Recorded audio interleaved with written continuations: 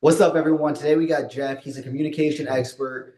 In this discussion, we kind of went over everything to do with from interpersonal skills, public speaking, building communication skills in your homeschooler. Beth, what do you got for us? I really liked how he talked about reframing your mindset and building confidence through how you talk to yourself. I think that was really helpful and can really encourage homeschooling families. Awesome. All right. Well, let's know what you guys think. Enjoy it. If you could just give us kind of a quick background on who you are. I know we're going to be talking a lot today about communication. That's going to help a lot of the homeschooling families out, but just kind of a quick background and maybe how you fell into becoming an expert in this topic. Yeah, so my name is Jeff Bogaczyk. I currently serve in, I guess you could say, two roles. I'm the maybe CEO and founder of my own company called Mind for Life, which is basically a company I started to help people think better and live better. And so to me, that's directly correlates to communication. And we can get into that a little bit more. So I do that, and I actually am a head of school. So I'm in the education space for a private K2 through 12th grade. And I've been interested in education for a lot of my, I guess you could say, adult life. Graduated from college, went back, got a master's degree in leadership, have always been fascinated by the leadership, communication, persuasion, the interactions and dynamics interpersonally between people. And then after a period of time, went back and got a PhD in rhetoric, which is the art and science of persuasion, I like to say. So that really has to do with communication. The areas of concentration for my degree were interpersonal and organizational communication. So the communications that happen within organizations and structures, environments, and then how we relate to other people interpersonally. And then the rhetoric of technology was the other focus for me, which is the environment around media. I'm a board member for the Media Ecology Association, which really studies media as environments. And I serve as the book review editor for our academic journal, Explorations in Media Ecology. And so I've been fascinated with media technology and really did my dissertation on the system of technology and a particular sociologist, French sociologist named Jacques Ellul, who really looked at technology as the lens through which we need to critique and examine culture and society. So that's a little bit of my background. Okay, so now when you say media, just to clarify, are you talking about like social media as well, or is it just more like the media people think about like the nightly news? What all does that kind of entail? So every technology in the frame of media ecology, every technology is a media or a Okay. medium. So you might say social media, a cell phone, television, books, writing, anything written. Marshall McLuhan was one of the founders, I guess you could say, of our discipline. And he looked at every technology as an extension of man. So you might think of the car, for example, as a Okay. medium because it's really an extension of our feet. Right? Our feet take us places, the car extends that. And the electronic technological world is the extension in his terms of our um, neurological systems, right? The systems that we have within us neurologically are extended into the world through the World Wide Web, the technologies that we have, electronic communications, and everything like that. So we look at those media and all of media as an environment in which we live. And we're asking questions like, what are those media doing to us? How are they changing us as human beings? How do they affect our relationships with one another? You know, questions that you've probably heard. How are cell phones impacting human communication? What are cell phones doing to the next generation? When you talk about attention spans, being decreased as a result of media. Another question that was big for a while was, what does television do to political discourse, and how do we see social media and clips affecting political discourse and affecting really culture? So it's interesting. It's a broad range of topics, and something that we've been studying for a period of time now. No, you explained it really well. Now, as you know, we're a nonprofit for homeschooling families. So I kind of really want to zone in. I think we have four pillars: health, communication, education, and finances. And Hmm. for me, communication is probably the biggest one because I believe that the ability that you can communicate kind of is the cap of what you can have on your life. So when we're talking to homeschooling parents and you being in education from second all the way through 12th grade, what are some key things that the parents should focus on when developing their kid? Is it more like real life reps, or is it specifically studying the art of communication? How would you kind of guide the parents when they're trying to set their kids up to be successful in the world? Yeah, that's a great question, and I think super important for homeschool families.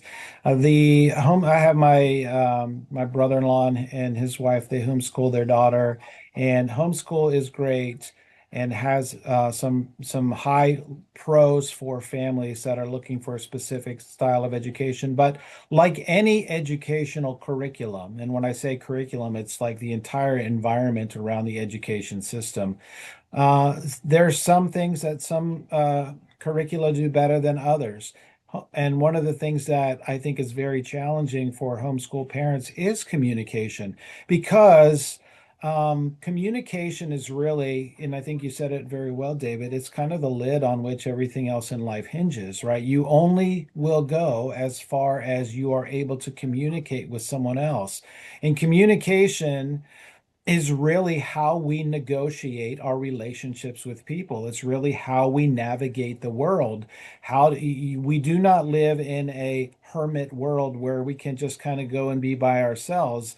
Although we Mhm. have media and we have technologies that allow us to kind of like remote work or whatever, we are still relating to other people. And in fact, one of the prominent philosopher Martin Heidegger said one of the unique aspects of the being of a human being is being with one another.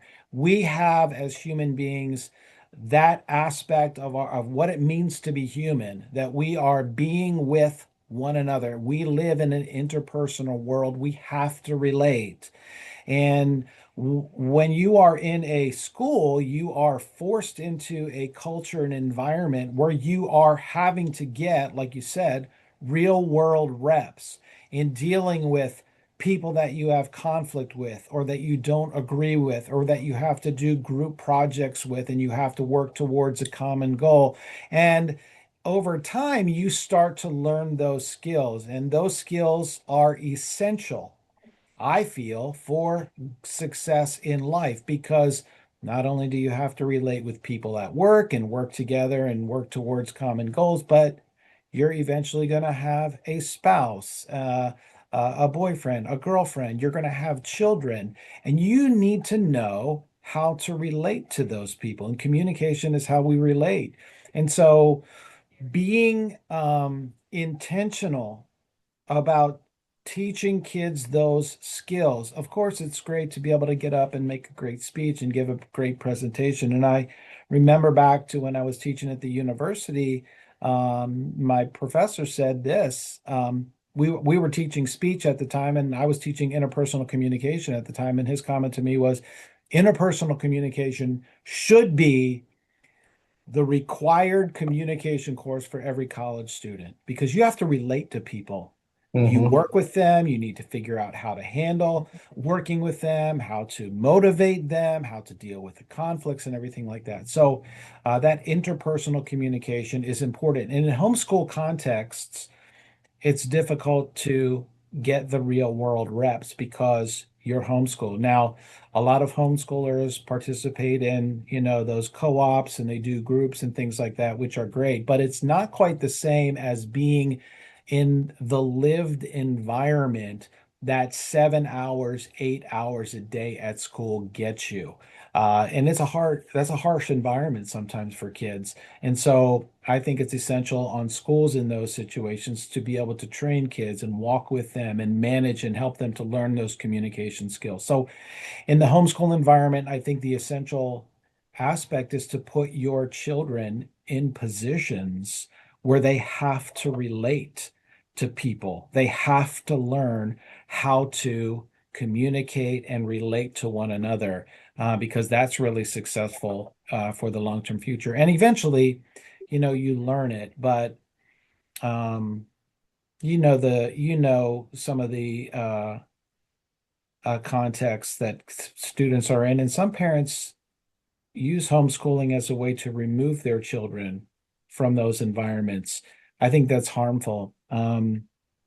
But learning the skills, how to communicate, how to relate, you have to put yourself in real world context. And then you need to have a mentor, a teacher, a curriculum, or whatever that manages the development of those skills. So you can learn it, you can read the books, you can do all of those things and do the studies, but unless you're actually involved in real world situations, um, it's not going to grow and improve. Just like anything else, you can read about weightlifting or how to throw a great football or how to how to hit a baseball. But unless you're actually behind the plate and swinging the bat time after time after time, rep after rep after rep, it's difficult to develop the skills. And communication is a skill. I'm convinced of it, just like anything else. So, No, it is. And also, I kind of asked the question that way because I wanted to frame what I'm going to say next. And I personally believe real world reps is the only way to develop communication. And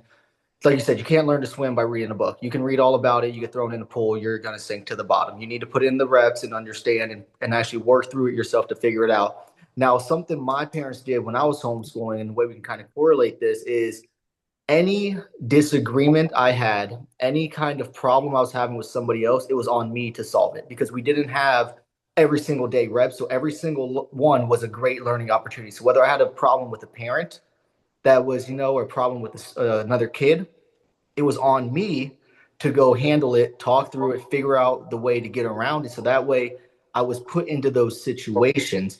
And the worst thing I think you could do as a homeschooling family is isolate your child. And now, granted, bullying is a huge thing, and it could be an opportunity for kids to come out and be into a better situation. But I don't think we want to homeschool just specifically to remove our kids from conflict that's going to allow them to grow as an individual. So what I would say is as homeschoolers, you're going to get whether it's in the rec leagues you got your kids playing in, a chess club they're in, whatever it is, there's going to be specific times where a kid comes into a problem with another kid. And I would suggest that you allow them to handle it themselves. Now, you can be the guidance, you can talk with them beforehand. Hey, this is how you should approach this conversation. But I would say it's taking the initiative and making sure every single time you get that opportunity, you allow it to happen. So that way the kids do get the real world reps. One thing I learned in running a business very, very fastly was no matter how great the service is, how great the product is, you're going to have unhappy customers. It's part of doing business. And I look back on my journey as a homeschooler, and I'm thankful that all those hard conversations I had to have, whether it was going to talk to a coach about playing time, dealing with an issue with the kid I had, it gave me the experience and this kind of the knowledge of how to handle it. Because right away I'm not afraid of the hard conversations because I've already been in so many hard conversations throughout the course of my life that I'm not shying away from it. So I would say for homeschooling families, you're going to get a limited amount of those, especially the conflict resolution situations. And I believe it's ultra important that you allow the kids to attack those problems themselves and then be the guide, be the mentor of the situation, rather than saying, hey, I'm going to go talk to little Jimmy's parents for you because you're having an issue with them. So that's just kind of my perspective on it. And you did say, the curriculum, there's a few books I've read in my life that made massive difference in my communication skills, but it wasn't until I implemented what those books were talking about did I see myself start to become better and better and better with my communication.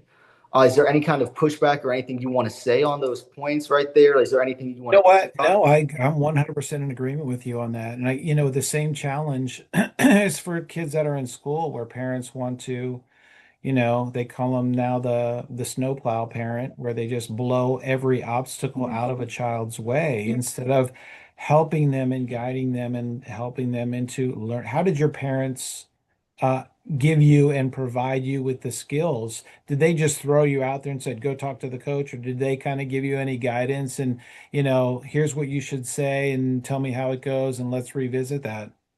It was more along the lines of, so let's use an instance when I was 8 and I was not playing the position I wanted.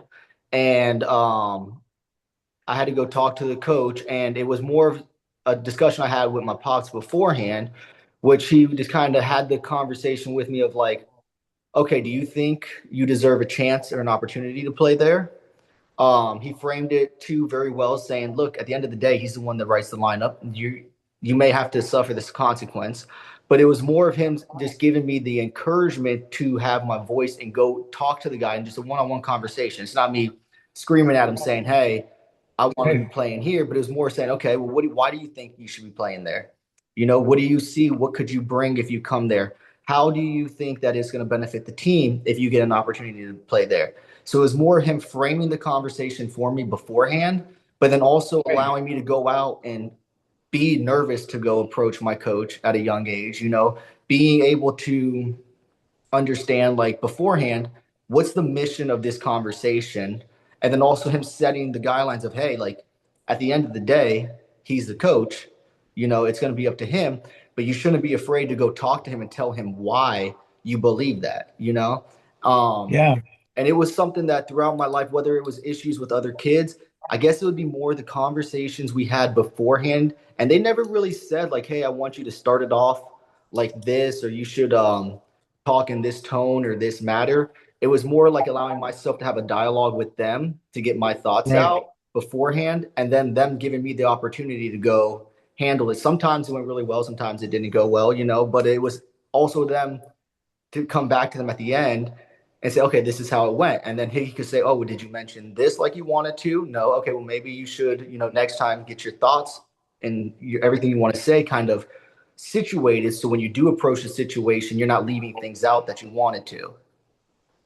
Right. Yeah. And I think that's wonderful. Are you an extroverted person? You seem very extroverted. So So I will say I'm the most extroverted introvert you'll ever meet, if that makes sense. I know I don't really I'm not one to be going out hanging out with my friends all the time. Don't get me wrong, I'll go hang out with them every now and then. I prefer, to be kind of by myself, focused on whatever I'm doing. However, I'm also a person that throw me in a room, I can talk with anybody. Now that right. necessarily, I guess growing up, I could say I kind of was the same way. I got better with learning how to communicate what I wanted, how to kind of like more like I never studied persuasion, so to speak. I kind of want to get into it after you said that. But it was more me being able to structure myself in conversations to understand what I'm trying to get apart. I've always been able to talk. Like don't like Yeah. I'll talk to a wall. But it was once I started working on it, it was more being able to actually understand the purpose of conversations I'm having, and then pick the right words, the right tonality, and the right way to attack it to kind of get what I wanted. But I mean, man, you can push back on this. I really believe, extroverted, introverted, I don't think it necessarily makes a difference in the form of communication, because I feel like you can communicate just as well as an introvert as you can an extrovert. Maybe the style's a little different. Maybe you say less words, you know what I mean? But communication, I don't think falls into one of those. If you're an extrovert, you can communicate. If you're an introvert, you can't.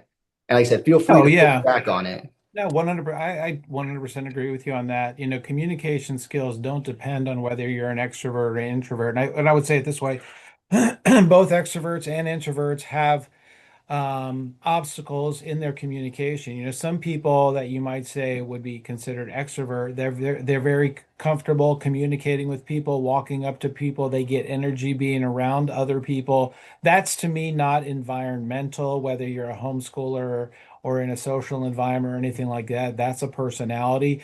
Those people have obstacles in their communication as well. You have to learn, for example, how to not always just get and talking about yourself and to, Hmm. continue to monopolize the conversation because that's not great.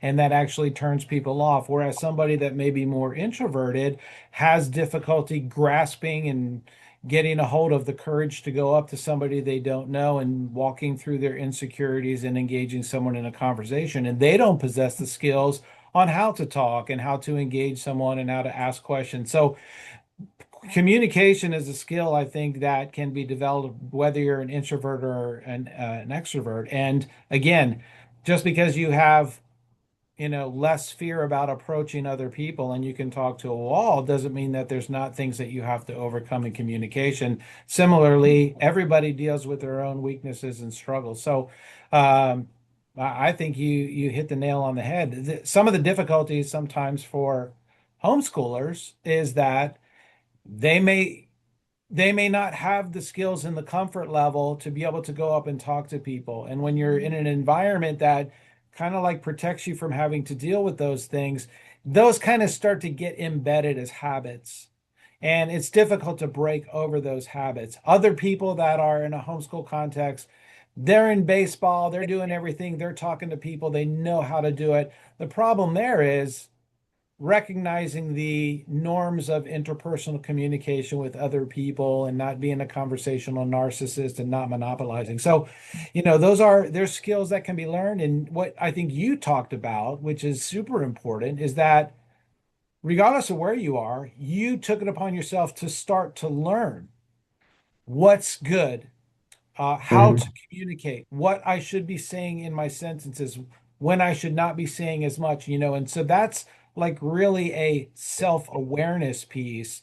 And I think that that relates back to emotional intelligence. When you have a high level of emotional intelligence, you start to become aware of what's going around you, of your emotional states, of all of the things and the dynamics interpersonally when you're relating with other people, and you have a self-awareness to go, okay, I need to look at this, I need to research this, I need to learn this, and then you implement that into practice. So, good for you. And I think it's a great something that homeschool parents should think about, and quite honestly, something that every parent should be thinking about. What are they teaching their children when it comes to communication? How are they helping them to deal with and overcome whatever the obstacles that they are, because different personalities have different challenges and everything.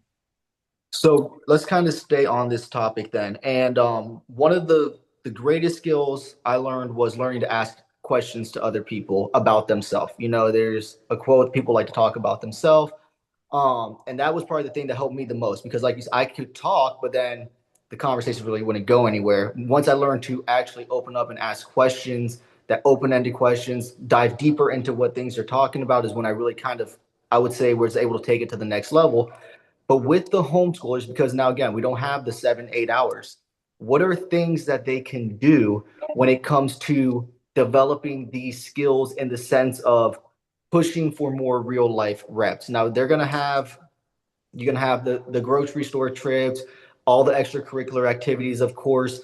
But when it comes to the parents guiding their kids, how do we take it to the next level to make sure that they are communicating effectively and efficiently with people? Because again, in my personal belief, it's the number one thing that they should learn to have success. If they whether they want to go homestead in the mountains and talk with their family, or they want to build $1 million business, whatever it is, they have to learn communication skills. So with the situations they're in, what can we do to be that guy, that mentor, to get them to get confidence if they're an introvert going to talk to someone, or teaching them if they're an extrovert, hey, you can't just be focused on yourself. You got to ask questions. You got to be engaged with what the people are saying. What are some things they can do to kind of drive home that skill and kind of increase the real world reps they're having with it? Yeah, I think if I was recommending something, I would first of all recommend a basic interpersonal communication course for homeschoolers, you Okay. know, which goes over all of those things that you kind of learned on your own by reading books, and it can be age appropriate and it can be, developmentally appropriate. But like, you, kids need to know what communication is, why it's important, and what are the skills required to be a good communicator. So there's the learning piece, and then there needs to be the practicum, if you will, the real world experience. Um, and so to me, that's a matter of getting your kid involved in social activities that are putting them in positions. So maybe it's cohorts or collaborations with other homeschoolers. And when it's directed towards specifically building and developing interpersonal relationships and practicing those skills. So, you were in sports, right? So Mhm. you were playing baseball with kids. And so you weren't just sitting at home. It was like, No. okay, in a team, I got to be out here. I got to talk to these people. I got to learn how we're going to do together. And now if you have the learning piece when your parents or the curriculum is telling you, here's how to ask great questions. Learn how to ask open-ended questions. You want to make a friend with somebody, be a friend. Ask them about themselves. Find areas of common interest. Ask them about what they like. Share what you like that are common, and you'll start to build relationships. So, if you don't have I think you need two pieces of it. So I don't know if you guys provide that. I don't know that there's a lot, quite honestly, of homeschool or even for that matter, educational curriculum that provide an interpersonal curriculum training and development process for students growing up. We try to do that at our school, but I don't know that there's something out there. But it's the teaching part where there's a curriculum and you actually learn those things. And then now you have to have this practice where you're actually going out and implementing it. And then it's a reflection back. What did you learn? What was difficult? What was easy? Where were you fearful? And you're helping the student really to self-reflect and to ask themselves the questions because that's how you learned, right? Without I doubt. I asked myself these questions. I read books. I came back. I asked myself these questions, and that's how you improve in the skill. So then, with that, let's say the first time a parent's ever heard interpersonal skills, you know what I mean? Could you just kind of give us a snippet of what those are, so that way they can kind of start with a little framework to operate under? Yeah, the interpersonal skills of interpersonal communication is commonly defined as communication between one person and another. I am communicating and talking with another person. You might call it how you relate to another person. And the relationship that you have with somebody or anybody is all negotiated through relationship. In fact, you might even say, and I've said this before, there is no relationship at all without communication. There's nothing. It's anybody that you have a relationship with, it's through communication. In fact, the way you build intimacy and you get closer, either in friendship or in intimate relationships, is by communication, by sharing more secret information, things that you don't tell everybody, you tell to somebody else. And when you share information, you disclose something that's important, that's a little bit vulnerable, that you don't tell everybody else, and they share something back to you. You grow closer together in intimacy. I know you more, right? Because I know what you played baseball. So there's a little bit of you told me a little bit of your story, and I get to know you a little bit more. You tell me a little bit of your background with your business. I get to know you a little bit more. So as you grow and you communicate and you disclose more information than the other person does, you grow closer together. And really, good communication is about disclosure and restraint. And you know what it's like is if you just tell everybody every deepest, darkest secret that happened in your life the very first time you meet them, they're going to be like, get away from me, man. This person is crazy. So there's a balance of how you walk through that, a delicate balance of how, and quite honestly, that's how con men work, is they will share vulnerable information that are often lies about themselves, get the other person to become empathetic towards them, build a relationship with them, and then they start stealing people's money. And so it's difficult to do that and do it well, but like that only happens with practice. That happens in relationships, and nobody ever gets it right all the time. And you're constantly working through it, no matter how old you are, how long you've been living, or how many relationships that you've had with other people. So, and why is that? Because people are different. Hmm. People are different. They're gonna be different about what they share, what they don't share. A lot of that has to do with their childhood and how they grow up and what their parents shared and what was communicated in the family dynamics and all of that stuff. And so, interpersonal communication is really about communicating in such a way that you build intimacy with people and you grow deeper in your relationships with them. Intrapersonal is communicating with yourself, and that's Okay. really thinking. You know that when you think you're having a dialogue with yourself, you are talking to yourself. And we are the person that we talk to the most every single day because we're constantly having an inner dialogue with ourselves about what's going on or what do I need to be doing or how do I get my business off the ground or what do I need to be thinking about for this interview or what is this person wearing today? Can't they get their act together? I mean, good grief, you know. And we're constantly having an internal dialogue with ourselves. And so intrapersonal communication is, I think, and really kind of like the stem for Mind for Life is uh, taking responsibility for that inner dialogue that you're having, taking responsibility and holding those thoughts.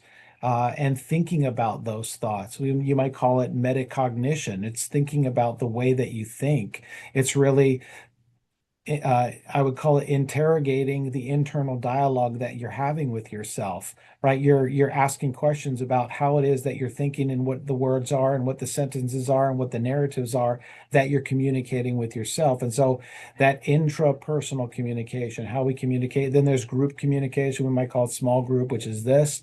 I'm talking with you, Beth is in here, and we're just kind of like going back and forth. And then there's more like mass communication where somebody's giving up and giving a public speech and in front of a crowd, and then there's of course mass media, which is broadcast for the world. So really interpersonal is, I think, one of the most, I would say there's two that are, all three aspects are important. If I would have to prioritize them, I would say intrapersonal communication. How do you communicate with yourself? Hmm. What are the stories you're telling yourself about you and about the world? That's your worldview. That's how you perceive things. That is important because everything goes through that lens. It's like the glasses that you put on your head and you see the world through those narratives. Whatever they are and what's ever written on those glasses, those are the narratives that you see.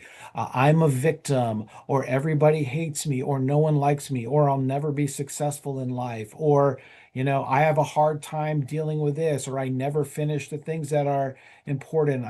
So all of those things are just mindsets.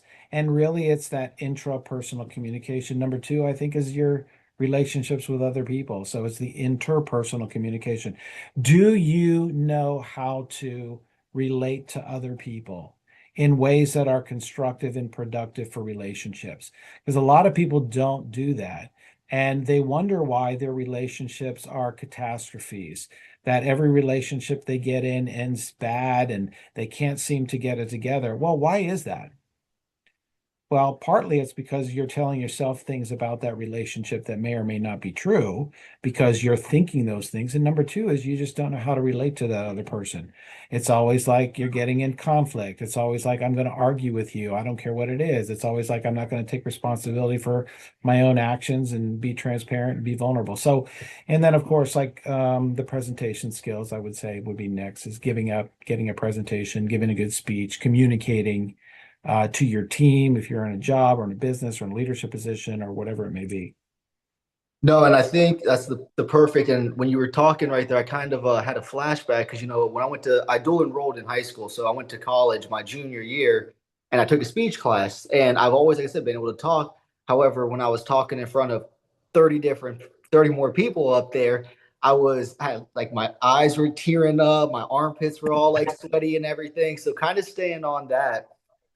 As I got into business, I never done it, but I've heard like Toastmasters and things like that. Would you think that's something parents should start earlier compared to rather later, or would you say that's a skill that needs to be developed once they kind of fall into themselves? I think the earlier, the better. One of obviously public speaking is one of the almost one number one or number two fear that people have, in life, getting up in front of people and making a speech.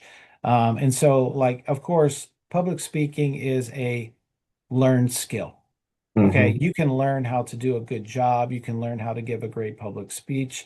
You learned it in college, but that doesn't teach you how to deal with the anxiety and the fear when you're up in front of a group of people. How do you learn how to deal with the anxiety and the fear? It's the reps.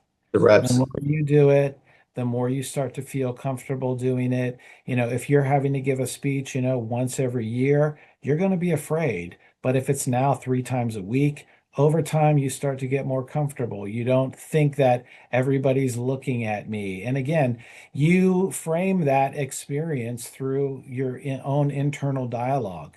If you realize that most of the time you're giving a public speech, nobody's looking at you.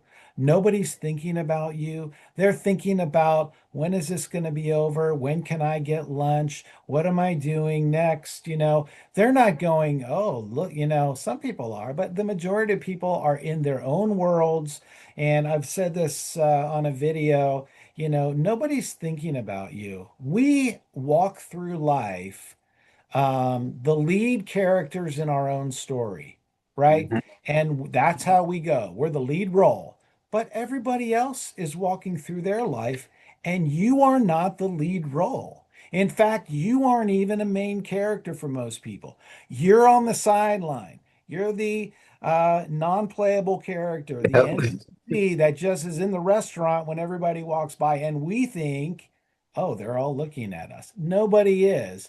They're thinking about themselves. And so getting over the anxiety of a public speech. Now you're a little bit more of a lead character in a public speaking setting because you're in front of people having to communicate and give information. But you can develop the competence and the skills to do that and just get over yourself when it comes to the anxiety. But you learn how to do that. And the more reps you do, the easier that becomes. So Toastmasters, I think it's great. You learn how to get up in front of people. You learn how to craft a great narrative. You learn how to tell a great story. You learn how to land your points. Of course, there's all kinds of different trainings out there for that. You've had some in public speaking class in college. There's books like How to Be a TED Talk, et cetera, et cetera, et cetera. So there's a lot of resources available for how to do that, but you can't replace the actual get up in front of people and learn how to be comfortable there. And guess what? For some people, the anxiety never goes away, and you just have to use that as energy. And Hmm. that's the other side of it. It's like, okay, I'm going to take this thing, I'm going to use this as energy into what I'm presenting here so that I'm not boring. Yeah, no, that was something that I forget where I read it at, but it was basically saying like the fear of the excitement feeling and the fear feeling are kind of similar, and it's kind of based on the way you frame it that allows you Correct. either to capture it and use it to your benefit or allow it to capture you and allows it to take over. So Correct. I think that's super important that the parents understand too, because some parents may be trying, if a kid's nervous, trying to make them not be nervous anymore, but understanding it's about helping them reframe rather than it is allowing it, trying to get the feelings to go away, because we're human. You're not gonna, we're gonna feel what we're gonna feel. Right. Yeah, parents, one of the biggest mistakes I think parents make is taking away the hardship from their kids. If you think about and ask yourself this question, if you think about the times in your life where you grew the most, where you learned the greatest lessons, where you know, had to overcome, it's most likely because you were up against challenges and hardships and difficulties.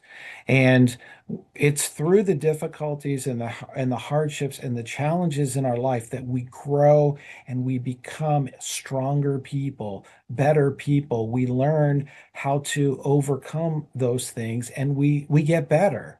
And if I were to ask you, David, Beth, look back at the most difficult times in your life. What did you learn from those things? How did you grow through those things? Most of the people, I think that you ask those questions, if I said to you, if you went back knowing where you are now and what you came through, would you trade it to not have to go through that situation again? No. Most people, I think, would say, I don't think I would trade it.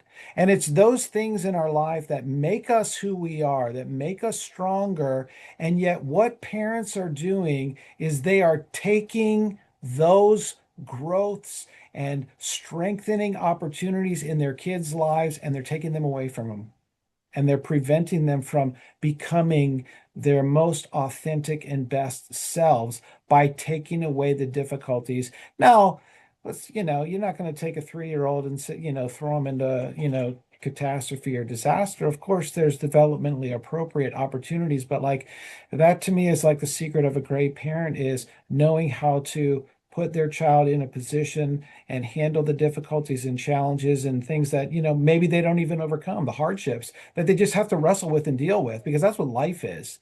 You have to deal with hardship. You have to overcome. You have to learn how to manage that. You have to learn how to grow through it. And I'm a parent too. And I wanted to pull those things away from my kids because I suffered, I felt suffering for them.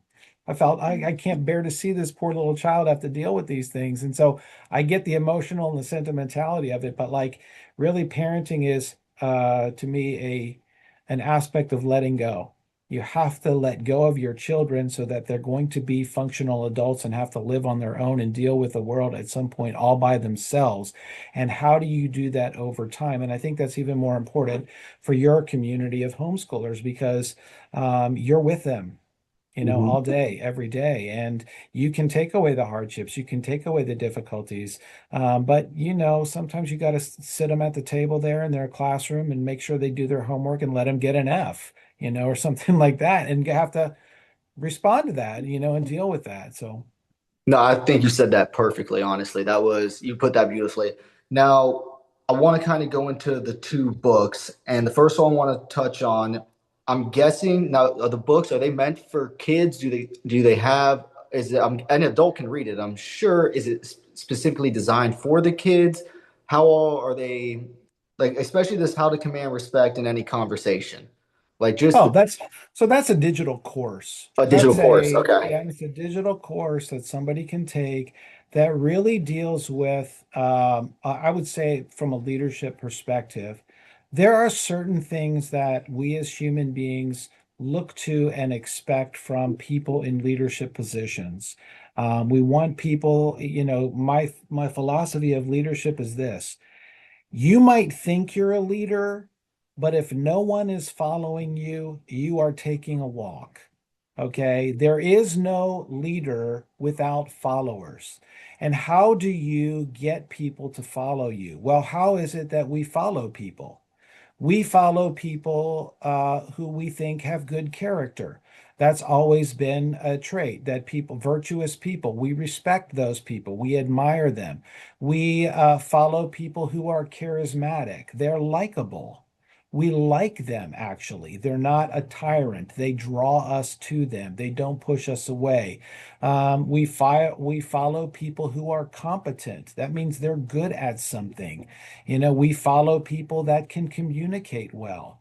And so those characteristics in a leader are the things that we try to follow. And the Commanding Respect course is really about developing those communication aspects that communicate those characteristics. Subversively, if I can say it that way. You're not getting up and telling people, you need to respect me, but you are um, communicating through your nonverbal body language that you take yourself seriously and other people should take you seriously. How you dress, how you stand, how you look people in the eye, those things are all aspects of nonverbal communication that communicate a message to somebody before you even say a word. So it doesn't even matter about what you say or your information or your content if you haven't developed that authority, that respect in your nonverbal communication. And a lot of people struggle with people don't take me seriously. People don't listen when I talk. And so, those are communication mistakes that can be fixed, that can help in those situations to help you learn how to communicate nonverbally, to help you to learn how to frame your language and your sentences, like you were talking about earlier, so that people will actually listen to what you're saying and not just dismiss you. And so that course is really a course for people that are looking to develop that. They're in leadership positions, or they want to be in leadership positions, or they feel like they're being dismissed and people don't take them seriously. That course is designed to help you. And I would say that that course is good for anybody 12 and up, you Love know, that. to go through it. And when you're getting down to 12 years old, I don't know that kids are like thinking about those things at that point, No, but because even I just want, kind of exposing them to it sure. early on, I think is great. Now, there's Yep. also, I don't know the statistic and you might know, but I know there's like some that's like most of our communication is actually nonverbal, right? Correct. So, Yeah, it's hard to measure that one. The typical percentage is 93%. mm, So they will say, like the academics, and that's the number that's always been thrown out there, 93% of your message is nonverbal. That's your tone of voice, that's your body language, all of that, how you say it, how slow, how fast, the pace of your language. All of those things communicate a message. If you talk faster and you speak really quick like that, it communicates you're nervous. It doesn't matter what you're saying. If you speak slower, if you pause between your sentences, you communicate more confidence. I mean, those are the things that everybody universally thinks when we hear somebody talk, that when somebody's a little bit slower, a little bit thoughtful, that they're thoughtful about what they're saying, that they're authoritative there. Now, I don't know if I'm going back a way, but if you remember Al Gore back during the presidential Clinton administration, he talked deliberately slow, and everybody thought, you think we're all stupid. Like you're talking to us like we're toddlers. Okay, so there's a balance there in how you do that. And then, the 7%, your facial expressions, you know, um, if you're rolling your eyes while you're saying something, it doesn't matter what you're saying, everybody knows what you're saying, mm, right? You don't mhm. respect them, or so the actual words would be 7% in that, but it's difficult to measure that. Without a doubt, I can definitely understand that. Now, when it comes to just kind of parents in general, I consider parents to be the leaders of their house. You know what I mean? So I think no matter who you are, understanding your communication styles just by talking to your family and having those traits and those skills and understanding where to come from can actually benefit every single parent because they have to command respect from the household, the kids, whatever it is, just to kind of get along, you know? So I think that's a great opportunity for them.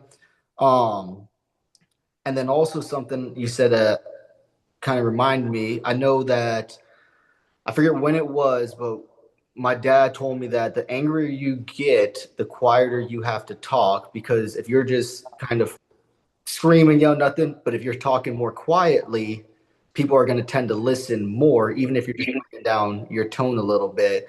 And it's crazy hearing that because I haven't really remembered that until you just brought that up. So it's kind of just a little flashback moment.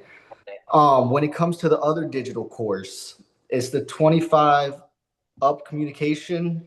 What is that one again? 25 top communication mistakes.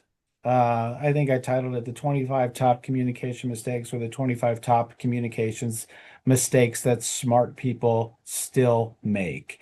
And Mm, so I basically went through 25 of some of the top communication mistakes that smart people continue to make that you're just not thoughtful about.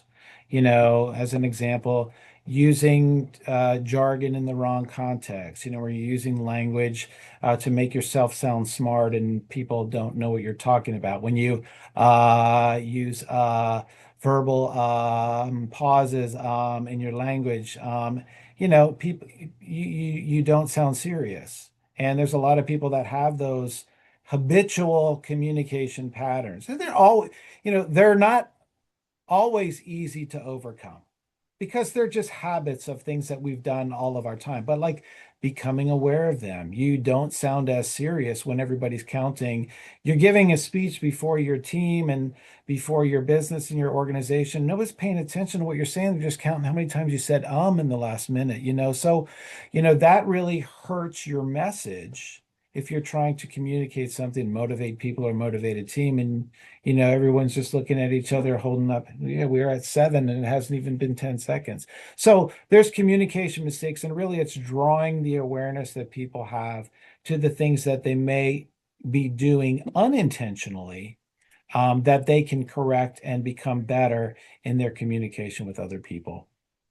Okay, now kind of staying on those mistakes, when it comes to dealing with the kids, do you think it's important for parents to point them out when they're doing them, or do you think it's more important to kind of teach them about it and let them have that introspection that allows them to kind of do it themselves?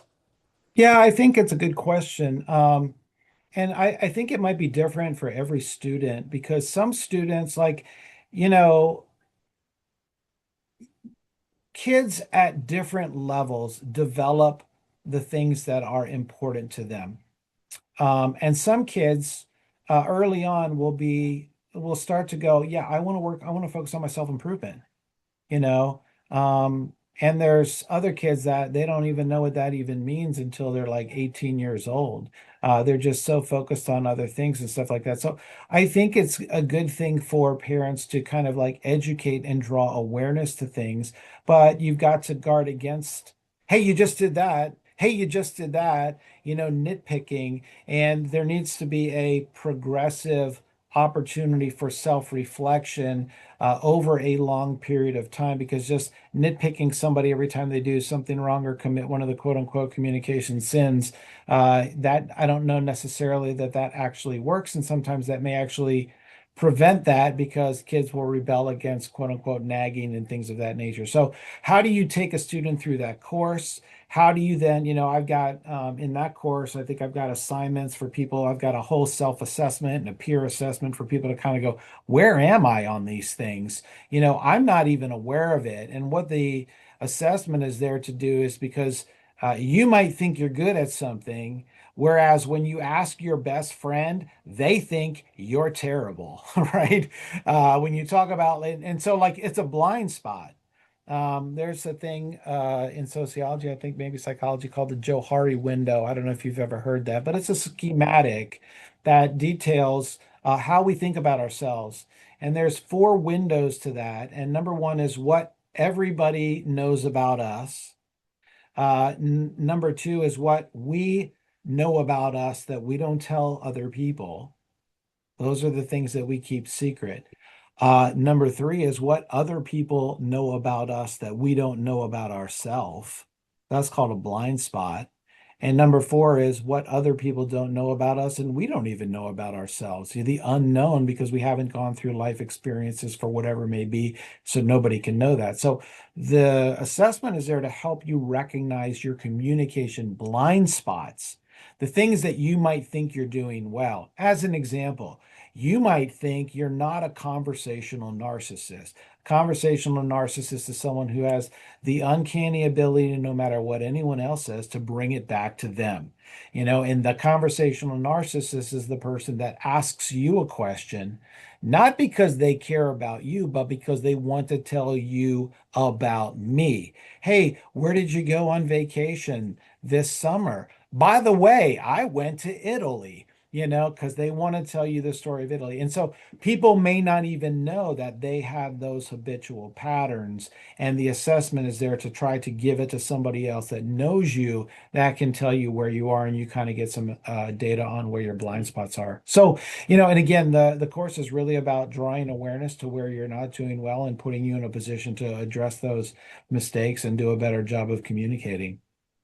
No, I think I'm gonna go ahead and sign up for I think both of these because I think I can definitely from what you're saying, there's I've never once considered blind spots in it, because if you're not looking for them and no one's telling you they're there. Um, David, could I interrupt real I was quick? just gonna give it to you. I know you had a couple questions you wanted to ask. Yeah, I was a communications major. I graduated with my bachelor's, so this is really, really interesting. But two things I want to kind of touch on. First is from my homeschooling experience, I had a lot of access to multi-generational contact. So my friends that were my age, classmates in art class, music class, teachers in music class, art class, whatever it was.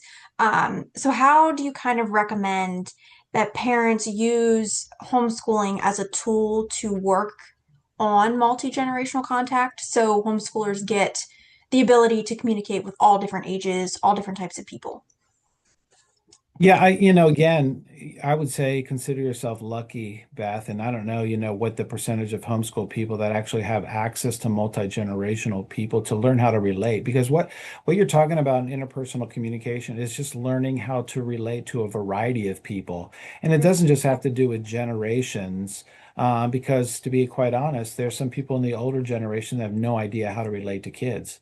They're stuck in their own context, and that's a big time communication error.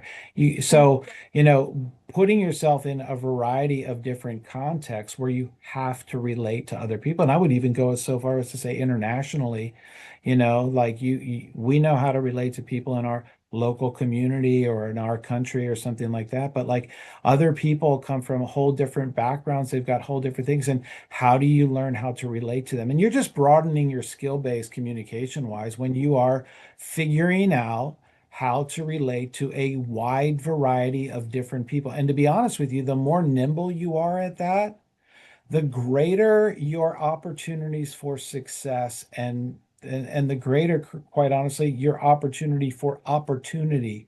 The doors of opportunity open up based on your ability to relate to a wide variety of people. If you can only relate to a narrow group of people, the people that you grew up with, or the people in your own culture, or the people in your own generation, you're going to have a difficult time getting promoted or being seen as somebody who's going to be able to lead this team or to grow up in leadership positions or whatever it may be. To be quite honestly, to be an entrepreneur, how you have to relate to a whole wide variety of people. And so it's a challenge for homeschoolers, and quite honestly, it's a little bit of a challenge for regular kids in school because, they have to relate to their teacher.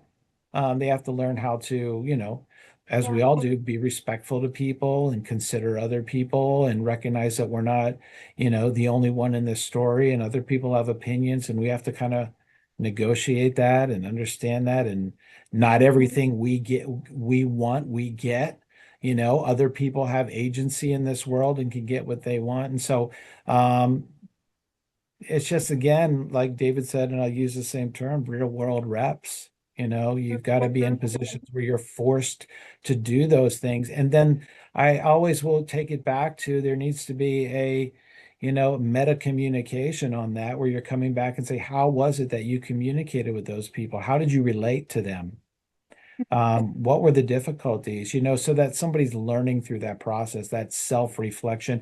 It's not easy to do. I'm of a certain age right now, and I don't even do that a lot of times, so you have to kind of force yourself to do that and put yourself in that mindset and position. Yeah, that's great. And then kind of to touch on what you just said right there, how I keep seeing consistently because I've studied communication, it opens your eyes to the way the world communicates. And just on social media and in general through verbal communication, I'm seeing a huge lack of self-awareness. I don't know if it's the culture where I live specifically or if this is a nationwide thing. But how do you kind of suggest parents can build self-awareness with themselves and then also with their children? Well, self-awareness is one of those aspects of emotionally intelligent people. Mhm. Somebody that is aware of themselves. Number two, aware of their own emotional states. Number three, and able to regulate those emotional states so that they don't get overtaken. And you regulate those through intrapersonal communication, the narratives that you're telling yourself. I'm going to be honest with you, it's very difficult for parents that don't have self-awareness to be able to teach their kids self-awareness, because that's really kind of the habit of drawing your attention back to actually what's going on outside of your consciousness. We Yeah. all do things subconsciously or unconsciously. We're not aware of it. Those are what our habits Yeah. are. We've got habits when it comes to all of the things we do, but communication is a what we do. Relating is a what we do, and we have those habits ingrained. David, you mentioned, I think earlier about like, somebody that yells and, can't control their temper in conflict. That's a habit. And most people's conflict management skills are formed in the family by the people that they are close to. They see how mom communicated when she was screaming at dad and how dad communicated when he was screaming at mom and how they managed conflict. And guess what? That's just what they learn to do in their relationships. I'm going to scream at you and you're going to scream at me rather than us work collaboratively, or how do we, Yeah. autopsy, if I can use that term, this conflict and get down to the depths of what we're doing here and examine it and work collaboratively towards a solution instead of screaming about it with each other. And, if you're not self-aware as a parent, you're going to have a difficult time teaching your kid to be self-aware, because that's really like drawing your attention to, hey, what are you thinking right now? Hey, what's the emotion that you're having right now? What are you feeling emotionally? I read of a school that every morning they would do a self-awareness exercise with their students, which was like, hey, write down 3 emotions you're feeling this morning before we even get started. What are you feeling? Put words to it. I'm feeling frustrated. Why? Or I'm anxious. Why? Or I'm unmotivated. Why? That's learning how to actually label and name what you're feeling, because you will never be able to manage that, cope with it, or deal with it if you're unable to put a name or a name tag on it. And self-awareness is that piece that enables you to name that and then Yeah. go, how do I reflect on and improve that? And so, there's exercises that I think you can do, anybody could do, which is really naming those things, but it's developing that emotional intelligence that's important. That's great. Thank you. Mhm. I want to be respectful of your time. So what I would like you to do here kind of at the end is just highlight anything that you have going on. We talked about the 2 courses. I know the ebook. Just kind of where what you have and then where parents can find you at to kind of dive deeper into this information. Yeah, I mean, like I said, I got 2 courses on my website, mindforlife.org. You can go to shop and just see what those are. I got a couple of other resources there. I do daily videos, short little communication videos on Instagram and TikTok and YouTube. So it's at Mind for Life is the account there on Instagram and TikTok. And on YouTube, I think it's at Mind for Life 321, because somebody had stolen my other one, So, but again, people, if people want to DM me there, or you can send an email, I'm happy to help in any way that I can. The email address is jeff@mindforlife.org. And so, I do know some homeschoolers that watch my videos and actually use those videos as like a curriculum to develop their Love it. skills. And so they're just 1 minute long or so, 1 to 2 minutes, helping people learn about communication. And, again, um, I think it is with anything, learning is just a continual process. The more it's in front of your face, the more it's occupying your, attention at the time, more a part of what you do. And then as you do that over and over and over and over again, it begins to take root. And so that repetition, repetition, repetition, learning, repetition. So the videos are there for that, and the courses are there for that. If you get the courses, you can go through those things as many times as you want. All the resources are there for you. And, any way I can help out, I'm available to your community. Man, I appreciate that. And thank you for coming on. I feel like I've learned a lot today. And also seen where I can maybe get better at some areas. So I really appreciate you taking your time and hopping on here with us. Absolutely. I appreciate you guys reaching out. I'm glad to help and hope it's been beneficial to your community in some way. Yes, sir. Yes, sir. Thank you, my man. Thank Okay, you. guys. Good talking to you. Yes, sir. You You too. too.